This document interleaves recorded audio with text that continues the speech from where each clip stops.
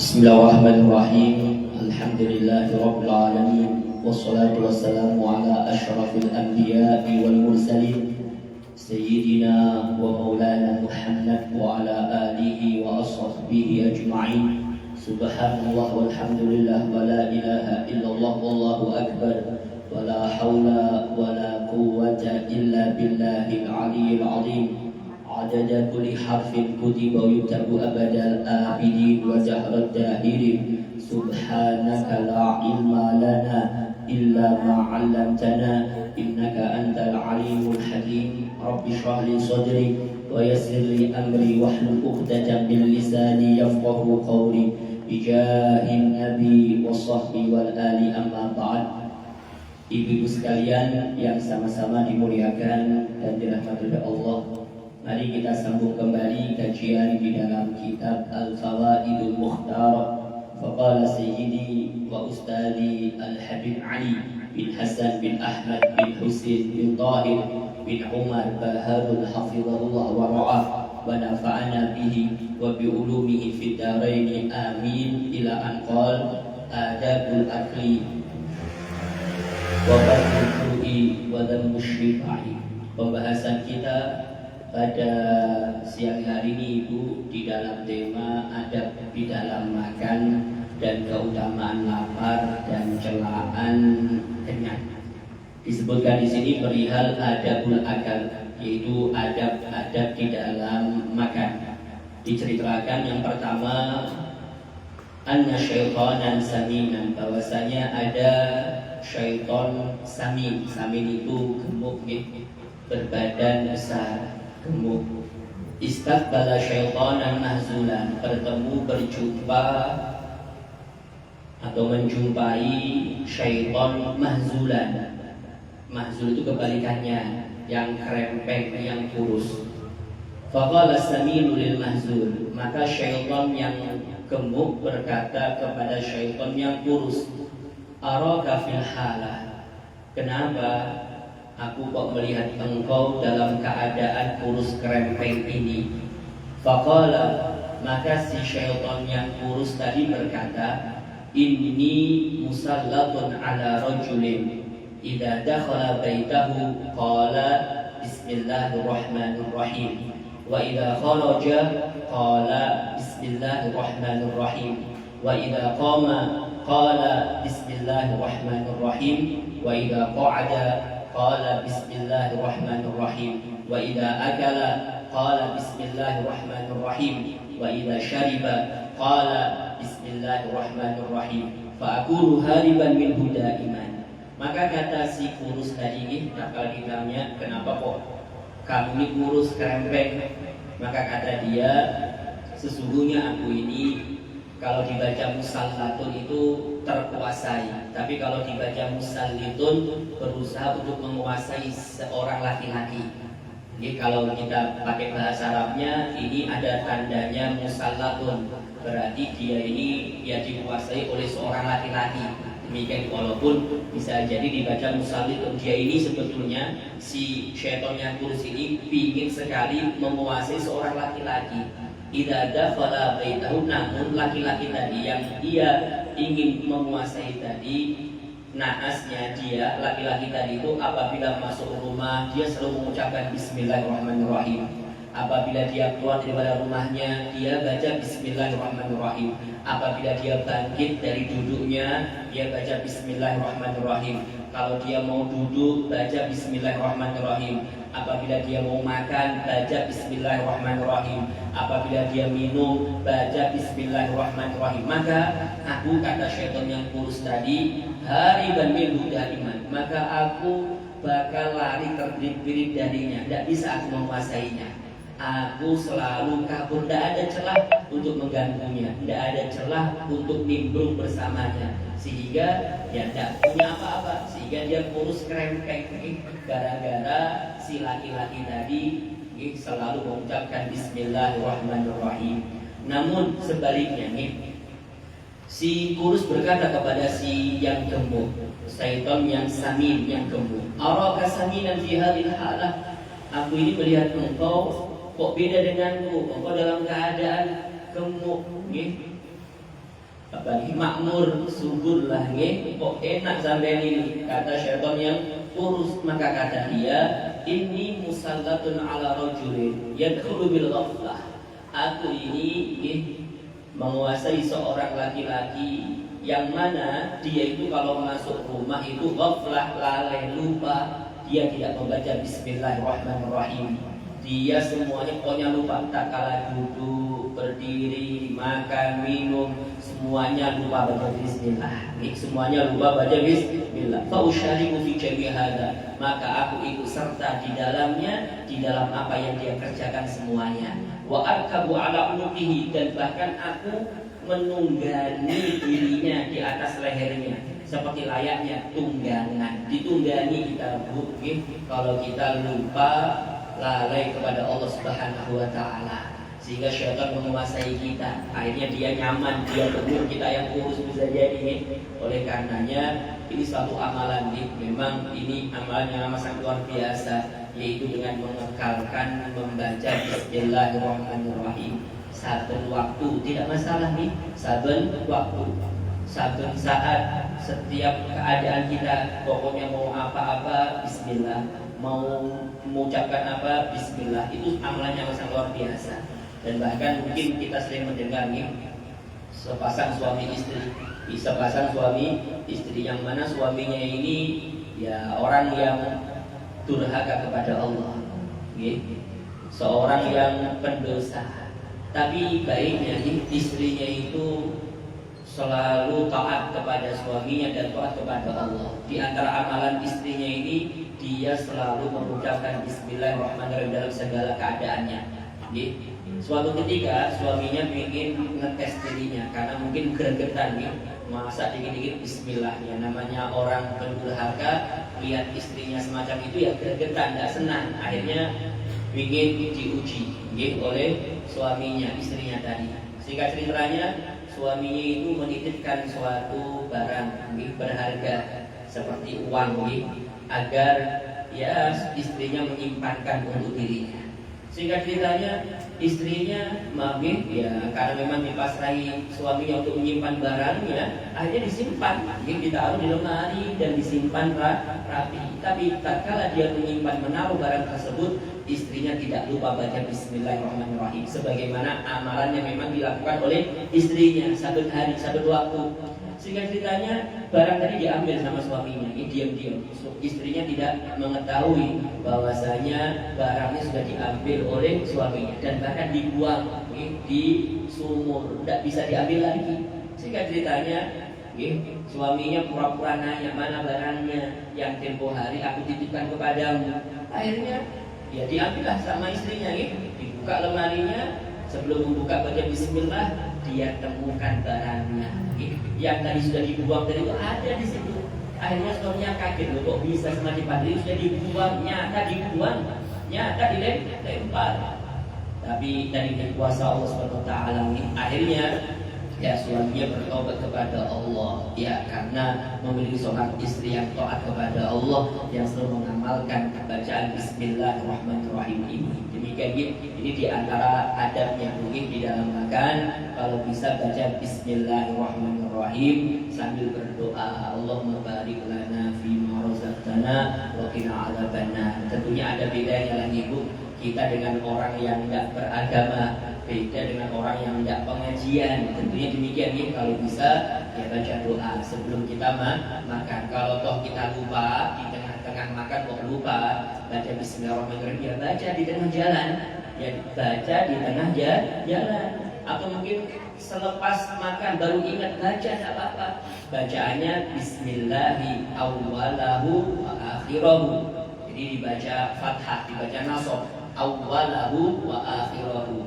Aku menyebut nama Allah awwalahu di awalnya, wa akhiru dan di akhirnya, ya agar syaitan tadi yang ikut serta dengan kita makan bareng dengan kita memuntahkan makanan-makanan yang ia makan. Ini karena kita menyebut nama Allah. Ini di antara amalannya jangan sampai ditinggal.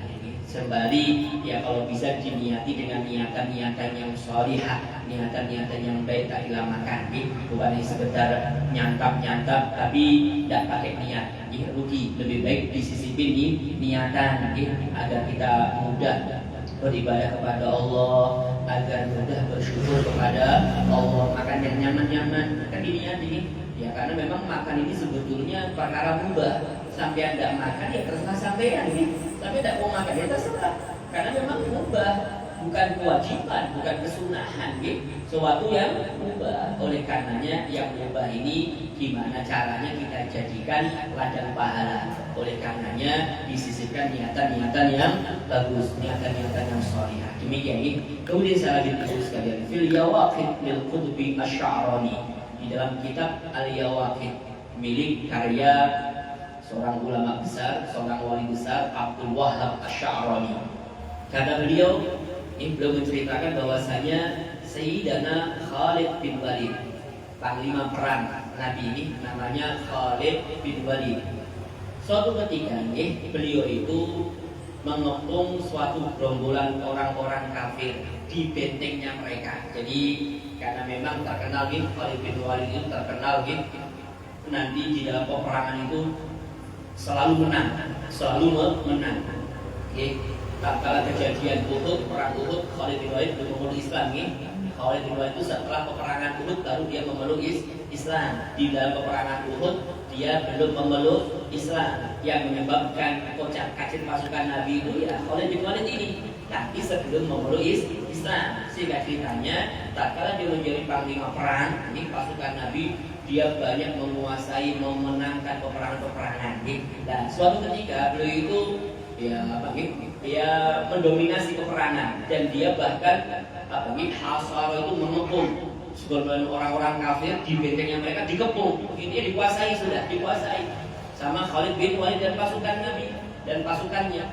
Mereka yang terkepung orang-orang kafir tadi terdesak. Dia mengatakan, dia berkata kepada Khalid yang terdesak, orang-orang kafir yang terdesak dari yang terkepung tadi, mereka mengatakan, "Tazumu anna dinal Islami haqqun wahai Khalid." Engkau meyakini bahwasanya Islam itu agama yang benar. Kemudian kata mereka, kata orang-orang yang terdesak tadi, orang-orang kafir, "Fa'arina ayatan muslimah." Berikan kepada kami tanda bukti kalau agama Islam itu benar. Akhirnya kata Khalid berkata kepada mereka, kalau kalian ingin membuktikan Islam itu agama benar, ihmilu ilayya as-summal qatil, bahwa kalian di hadapanku as-summa. Summa itu racun, al-qatil yang membinasakan, racun yang mematikan, bawa ke sini. Yang paling mematikan, bawa ke sini. Racun yang mematikannya. Akhirnya fa'atau bihi. Orang-orang kafir tadi yang terkepung dan terdesak tadi membawakan racun yang mematikan, yang paten. Akhirnya sama Khalid diambil, fa'akhadahu diambil. Waqala, kemudian beliau mengucapkan Bismillahirrahmanirrahim wa syaribahu. Setelah baca bismillah, beliau meminum racun yang mematikan tadi. Falam yadurrahu. Hebatnya racun yang mematikan tadi tidak sedikit pun membahayakan beliau. Tidak membahayakan beliau sama sekali, tidak membunuh beliau, tidak membuat beliau sakit, tidak sedikit pun tidak, sama sekali tidak. Faqalu, kemudian mereka mengatakan, hadza huwa dinul haq, ini baru agama yang benar. Karena di awal dia tadi menyebut nama Allah, yang Maha Pengasih lagi Maha Pemurah. Akhirnya aslamu jami'an, orang-orang kafir tadi yang terkepung tadi itu sekalian semuanya serempak masuk Islam gara-gara ya, dan ini pembuktian yang dibuktikan oleh Khalid bin Walid tatkala beliau meminum racun membaca Bismillahirrahmanirrahim. Tapi tentunya jangan coba-coba kalau kita ini remeng-remeng mati kita bumi. Ini semuanya bisa dibenarkan, bisa kita amalkan kalau kita yakin. Kalau kita tidak yakin kadang ya bukan karena bismillahnya, karena kita tidak yakin karena kita tidak yakin, karena semuanya itu harus didasari dengan keyakinan, kemantapan. Makanya orang Bali, orang dahulu itu yakinnya itu kuat-kuat Makanya mereka tidak mondok, mereka tidak belajar, cuma yakin karena memang mungkin belajar daripada pengalaman, belajar daripada bermasyarakat sehingga yakinnya itu kuat. Makanya mereka itu sakti-sakti, bisa jadi seperti itu. Kalau kita kan paling ngajinya aja, teksnya aja yang kita pelajari, dongengnya aja yang kita kaji. Cuma keyakinannya ya kalau itu ya bakalan mati juga. Makanya tidak mempan. Ini intinya perlu didasari dengan keyakinan juga, karena tentunya mereka meminum barang-barang makan ini, mereka tahu yang membahayakan adalah Allah, yang memberikan manfaat adalah Allah. Peracun itu tidak ada apa-apanya, tidak bisa membahayakan, tidak bisa memberikan manfaat. Ini keyakinannya, sehingga terbukti sekalian. Kemudian selanjutnya, qala al-Habib Idrus bin Umar al-Habsyi. Ini suatu amalan yang disebutkan oleh Al-Habib Idrus bin Umar al-Habsyi, yang beliau dari kota Ghurfah di Hadramaut. Disebutkan kata beliau, man khafa dhararan, siapa orang di antara kita yang khawatir terjadi doror, bahaya, minas summi, daripada racun, au ghairiha, atau yang lainnya, fi ta'amin, dalam satu makanan. Mungkin kita bertamu di tempat seseorang, atau kita mungkin ragu makanan ini ada racunnya atau enggak, atau macam-macam. Mungkin ada ya disisipkan apa-apa gitu di dalam makanan tadi, sehingga kita ragu, sehingga kita khawatir akan membahayakan kita. Maka amalannya ibu, kata beliau, sebelum kita memakannya, sebelum kita menyantapnya, falyaqra li'ila fi Quraisyin, hendaknya dia membaca surah li'ila fi Quraisyin. Bacanya berapa kali? Sab'an, 7 kali bacanya. Qabdal akli, sebelum makan. Insyaallah fa innahu la yadurruhu, sesungguhnya makanan tadi yang kita konsumsi tidak bakal membahayakannya. Ini amalan daripada beliau. Jadi intinya kalau kita remeng-remeng, ragu, siapa tahu kita mungkin bertamu di rumah orang itu mungkin jahat dengan kita, atau orang ini berbuat dolim dengan kita, atau ke siapa-siapa yang kita bahaya, kita khawatir akan jadi bahaya. Amalannya apa, Bu? Membaca li'ila fi Quraisyin, surah li'ila fi Quraisyin, ila fi nafsillahi wassaif, itu bacanya 7 kali sebelum makan atau meminumnya. Demikian ya, insyaallah tidak akan membahayakan kita apa yang kita makan, apa yang kita minum. Demikian ini diantara amalan yang disebutkan oleh beliau dalam kitab ini. Kemudian misalnya saya lagi di sini, wa qala Rasul sallallahu alaihi wasallam, Nabi bersabda dalam satu hadisnya, man akala fi qas'atin thumma lahisaha istaghfarat lahu qas'atu. Kata beliau, siapa orang di antara kita yang makan di dalam qas'ah. Qas'ah itu wadah atau nampan atau piring lagi. Qas'ah itu bisa diartikan tempat nasi ini biar hangat, itu qas'ah juga, termos gitu kan, termos. Tapi qas'ah itu wadah, secara keseluruhan qas'ah itu wadah. Siapa orang yang makan di suatu wadah kayak piring atau yang lainnya nih, kemudian setelah makan lahisaha, dia menjilat, dia jilati tadi qas'ah tadi, wadah tadi, dia bersihkan dengan jilatannya, maka kata Nabi, istaghfarat lahul qas'atu, maka qas'ah si wadah tadi itu akan memintakan ampun kepada Allah untuk dirinya. Demikian ya, memang terkadang ini terkesan ada gimana gitu ya, tapi memang demikian. Maka juga sama nanti di antaranya setelah kita makan, kemudian sisa-sisa makanan kita jilat ini di antaranya ini, itu memang ada suatu riwayat yang Nabi menganjurkan demikian. Dan bahkan kalau kita makan yang semacam itu ibu, makanan yang kita makan itu lebih mudah untuk tercerna, lebih mudah itu terkelola, sehingga kita itu terhindar daripada berbagai macam penyakit. Ya, ini di antara amalannya nih. Mungkin di antara kita yang jarang melakukan semacam itu, mungkin menganggap itu suatu yang gimana-gimana. Intinya ya kita bisa mempraktekkan nanti kalau kita makan sendiri, tidak di hadapan orang lagi yang setidaknya semacam ini, ibu sekalian. Jadi semacam itu. Kemudian saya lagi ibu sekalian, di antaranya lagi disebutkan di sini yang kelima, qala Sayyidi Al-Habib Ahmad bin Hasan Al-Attas radhiyallahu taala anhu, semoga Allah meridhai beliau Al-Habib Ahmad bin Hasan Al-Attas pernah bercerita, suatu ketika da'ana Syekhul Islam lil diyafah. Syekhul Islam di Mekah, seorang guru besar di Mekah, menjamu kita untuk makan bareng di rumah beliau. Akhirnya kata beliau, sirna ila baitihi, kami pun menuju ke rumah beliau, jalan menuju ke rumah beliau karena diundang makan. Tak kala sampai di rumah beliau, musiqat baina aidina mawaidul akal, dibentangkan di hadapan kita wadah-wadah makan-makan yang banyak. Mawaid itu, maidah itu ya nampan-nampan yang berisi makanan itu dihamparkan semuanya. Kalau orang Arab itu kalau menjamu makan itu luar biasa. Tidak seperti kita mungkin kalau jamu orang itu ya yang kita keluarkan paling sedikit macam itu nih. Sering kita bertamu itu luar biasa penyambutannya. Jamuannya pun berbeda. Intinya ya tadi semua makanan itu terhidangkan di depan beliau. Akhirnya Wawawu, Syekhul Islam punya beberapa murid-murid beliau itu yang dijamu tadi itu meletakkan di atas wadah-wadahnya itu mil'aqah itu sendok. Jadi sendok-sendok itu juga dihamparkan juga ditaruh di nampannya masing-masing. Jadi nampan ada sendoknya, semacam itu lagi.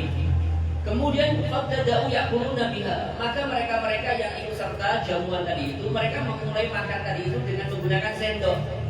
Semuanya pakai sendok. Makanya pakai sendok. Namun beliau tadi yang bercerita Ahmad bin Hasan al-Atas tadi, beliau memulainya dengan menggunakan tangannya, tidak menggunakan sendok. Yang lain pakai sendok karena memang disediakan sendoknya, beliau pakai tangan. Kemudian faqala li Syekhul Islam, guru besar tadi, Syekhul Islam tadi berkata kepada beliau, kepada saya, kata beliau, di mana ta'kul bil aqah? Kenapa engkau ini kok beda dengan yang lain? Yang lain pakai sendok, kamu tidak pakai sendok. Makanmu tidak pakai sendok. Kemudian beliau berkata, Habib Ahmad bin Hasan al-Atas beliau berkata, kunna bimina, dulu kami, sewaktu kami di Mina, di Mina. Ahmad bin Zaid Dahlan, uhdiratil ma'idah, dihadirkan nampan-nampan makanan. Di dalamnya itu ada sendok-sendoknya. Aku di waktu itu sama makannya pakai tangan. Fakal bubiyati, saya makan pakai tangan. Kemudian Syekh Ahmad Dahlan, beliau faqala li Syekh, maka Syekh Ahmad Dahlan berkata kepadaku, menegurku, wahai Ahmad, kenapa engkau tidak makan dengan menggunakan mil'aqah, tidak menggunakan sendok? Kemudian aku berkata, kata beliau ini, aku teringat perkataan Imam Ibnu Malik di dalam Alfiyahnya, di dalam ilmu nahwu, di situ disebutkan wa fi ikhtiyarin la yaji'ul munfasil idza ta'atta an yaji'al muttasil. Ini sebetulnya Ibu, ini kaidah bahasa Arab sebetulnya nih. Sebetulnya kalau kita artikan Bu, dhamir itu ada dua ya, kata ganti. Dhamir itu ada dua. Ada dhamir muttasil, ada dhamir munfasil. Kata ganti yang bersambung dengan isim atau fiilnya sendiri. Ada kalanya dhamir itu muttasil nyambung, yang tidak bisa berdiri sendiri, tidak bisa jatuh setelah ilah. Pokoknya harus nyambung. Seperti kalimat hu, ya nisbah. Nanti kalau kitabun, kitabi, kitab saya, itu tambahi ya sukun. Itu tidak bisa berdiri sendiri. Tidak mungkin kita bilang ya sukun aja tidak bisa, karena dia harus nyambung dengan kata sebelumnya. Ini namanya dhamir muttasil. Nah, kaidahnya wa fi ikhtiyarin, dan di waktu ikhtiar tidak terdesak, tidak boleh kita mendatangkan dhamir munfasil, tidak boleh. Yang terpisah tidak boleh. Kalau dalam kondisi bisa dua-duanya, tidak boleh kita mendatangkan dhamir yang munfasil, tidak boleh. Selama yang muttasil itu bisa. Demikian kecuali kalau tidak bisa mendatangkan dhamir muttasil, tidak bisa, maka di waktu itulah boleh kita mendatangkan dhamir munfasil. Demikian ini sebetulnya semacam itu kaidahnya. Ini dikaitkan di dalam masalah makanan.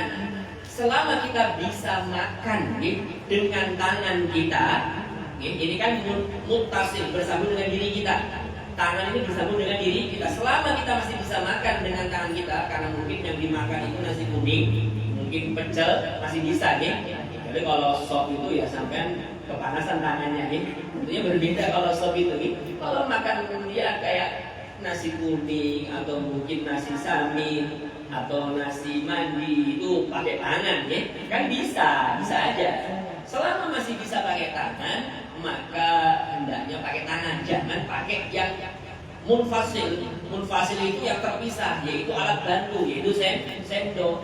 Kecuali kalau makan yang berkuah-kuah, ya pastinya mau tidak mau kita pakai sendok. Demikian ini hubungannya, makanya dikaitkan di dalam masalah ini. Jadi kaidahnya dalam ilmu nahwu wa fi ikhtiyarin la la yaji'ul munfasil idza ta'atta an yaji'al muttasil. Demikian ya. Akhirnya setelah mendengarkan kaidah ini, gurunya Syekh Ahmad bin Zaid Dahlan melemparkan sendoknya. Akhirnya beliau makan dengan tangannya.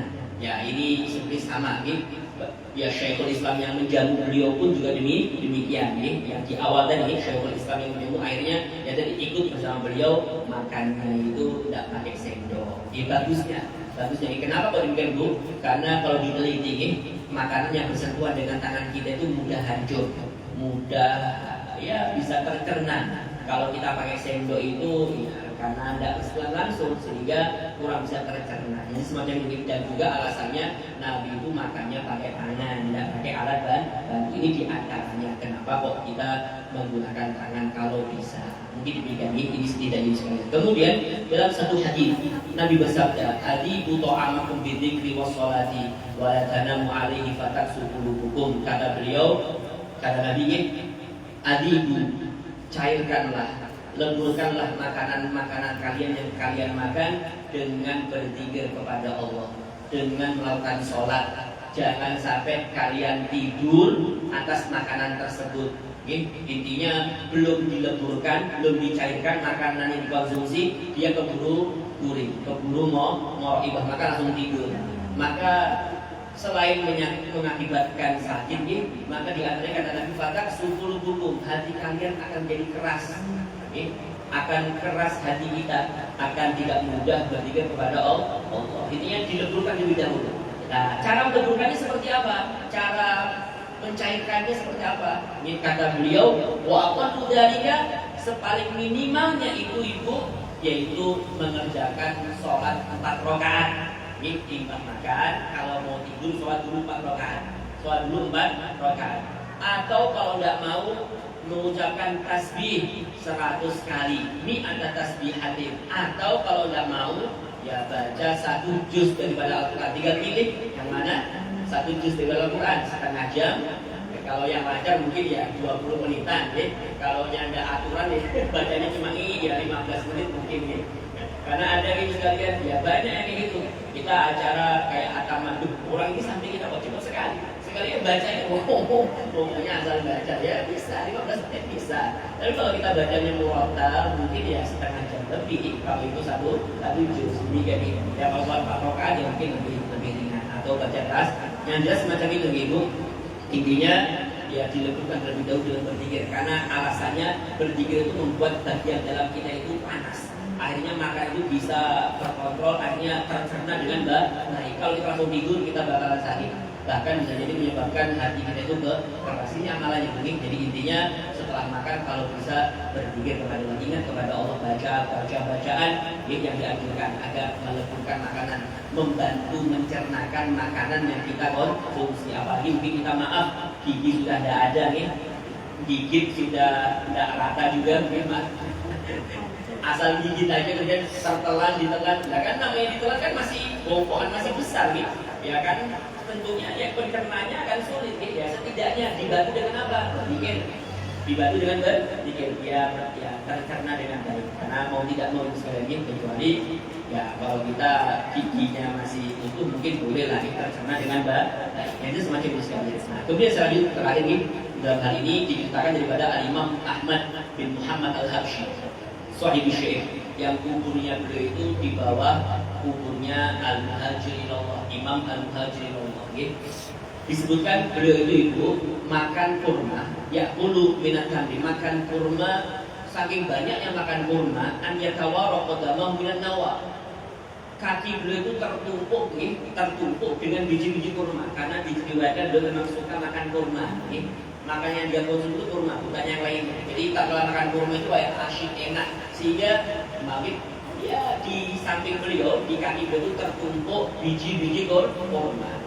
Tapi sebagai gantinya, yusolli bi adadin nawa rakaat. Beliau melakukan sholat dengan jumlah biji kurma dengan jumlah rakaat. Pokoknya 1 biji 1 rakaat. Ya kalau tadi 1000 biji ya 1000 rakaat sebagai gantinya. Jadi intinya walaupun makannya itu berhasrat, tetap ada gantinya. Tetap ada gantinya. Karena namanya orang tentunya ada hasratnya masing-masing. Ada orang tuh makan ini selera dengan ini, tidak apa-apa. Tapi ada gantinya. Jadi setiap satu biji diganti 1 rakaat. Nah, kalau kita makannya 1000 ya 1000, kalau 100 ya 100. Jadi diganti ini diambil sekalian mereka-mereka tatkala melakukan adab di dalam makannya. Itu semacam ini di dalam makan tetap ingat kepada Allah Subhanahu wa taala. Mungkin itu dulu sekalian, insyaallah kita akan lanjut nanti di dalam pertemuan yang akan datang. Masalah afiat insyaallah di dalam tema berikutnya, keutamaan lapar. Karena lapar tentunya banyak keutamaan ini daripada kenyang. Kita ibu kenapa sih kok banyak sakitnya? Karena memang banyak makannya. Ini betul nih, karena memang semacam itu. Solusinya itu kalau ingin sehat ya kurangi makan. Kita bukan demikian itu, bahkan kita nambah-nambah. Lauk 1 kurang, tempe kurang, tambah tahu, itu pun kurang, tambah ayam, itu pun masih kurang, tambah mungkin cah kangkung. Kan macam-macam nih. Belum nanti minumnya macam-macam. Ada yang manis, ada yang enggak. Ya, ini kita makanya banyak sakitnya. Nah, makanya solusinya daripada Nabi ya lapar. Ini pasti insya Allah bakalan sehat. Begini. Dan makanya dalam satu hadis, sumu tasihhu. Puasalah kalian, pasti kalian akan sehat. Ini kalau puasa kan berarti menjaga makan. Kontrol makan seadanya aja. Ya, kalau dia bukannya semua dia diembat ya kurang lebih aja, berarti kurang lebih aja. Mungkin demikian sekalian. Insyaallah kita akan nanti dalam pertemuan mendatang insyaallah. Mari sekalian kita baca doa ini. Bismillahirrahmanirrahim.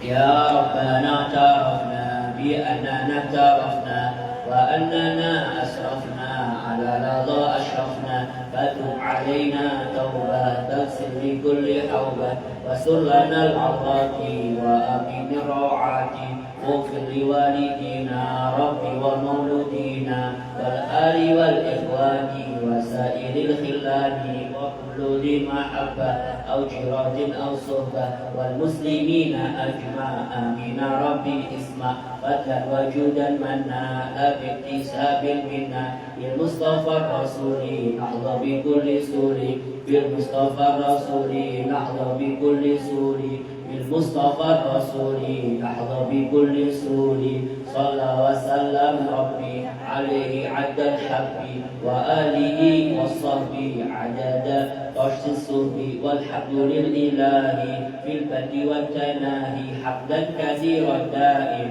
محبة النسائم ربنا انفعنا بما علمتنا ربي علمنا الذي ينفعنا ربي فقهنا وفقه أهلنا وقرابات لنا في ديننا مع أهل الكل أنثى وذكر ربي وفقنا ووفقهم لما ترتضي قولا وفقا كرما وارزق الكل حلالا دائما وأخلاء أتقياء علما نحظى بالخير ونكفى كل شر ربنا أصلح لنا كل الشؤون وأقر بالرضا منك العيون واقض عنا ربنا كل الديون قبل أن تأتينا رسل المنون واغفر واستر أنت أكرم من ستر وصلاة الله تغشى المصطفى من إلى الحق دعانا والوفى بكتاب فيه للناس شفاء وعلى الآل الكرام الشرفاء وعلى صحب المصابيح الغرر اللهم اهدنا بهداك واجعلنا ممن تساد في رضاك ولا تولنا وليا سواك ولا تجعلنا ممن خالف أمرك وعصى